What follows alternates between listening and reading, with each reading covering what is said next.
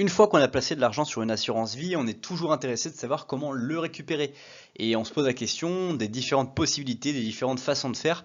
Et dans cette vidéo, j'aimerais les clarifier avec toi. La première technique, c'est en fait le rachat total. C'est-à-dire que vous allez récupérer l'ensemble des revenus, de l'argent qui est sur ce compte. Ça entraîne naturellement la fermeture définitive du contrat. Il était quand même aussi intéressant d'attendre que, une fois que vous avez ouvert votre contrat, d'attendre 8 ans pour bénéficier d'une fiscalité plus avantageuse, notamment sur les avantages successoraux acquis grâce à l'ancienneté de vos versements. Après, il y a aussi une deuxième solution qui est le rachat partiel. Vous pouvez retirer une fraction de votre capital que vous avez laissé et le solde va continuer à se valoriser. Ainsi, vous percevrez un complément de revenu à la retraite ou alors vous ferez face à une dépense imprévue avec cet argent qui est sur le contrat. Donc le contrat conserve son intériorité fiscale et c'est pour ça que c'est très intéressant d'en ouvrir régulièrement des contrats d'assurance vie pour pouvoir ouvrir à des dates fiscales différentes. Ensuite, vous avez une troisième option, c'est la rente viagère ou l'arrêtage. L'arrérage, pardon. Votre épargne se transforme en revenu régulier jusqu'à votre décès. Elle peut être simple ou réversible, c'est-à-dire reversée aux bénéficiaires de votre choix lors de votre disparition.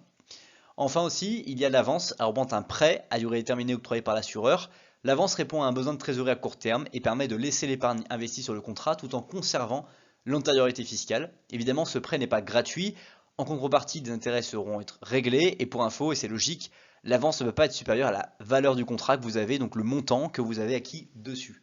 Évidemment, ces quatre stratégies, ces quatre options s'intégreront et seront utilisées dans votre stratégie patrimoniale, dans vos objectifs, dans votre âge et votre niveau de vie actuel. C'est extrêmement intéressant à noter parce que trop souvent, je vois des personnes qui vont vouloir exclusivement acheter un produit d'assurance vie ou s'intéresser à ce produit d'assurance vie sans considérer dans quel contexte, dans quel objectif ils sont dans leur vie et quelles sont les étapes qu'ils ont déjà franchies et celles qu'il leur reste à franchir avant de passer à cette fameuse étape de l'assurance vie. Si tu veux aller plus loin, je t'invite à découvrir la vidéo qui s'affiche sous la flèche bleue ou à t'abonner à la chaîne sous la flèche rouge. À bientôt et merci pour avoir regardé la vidéo.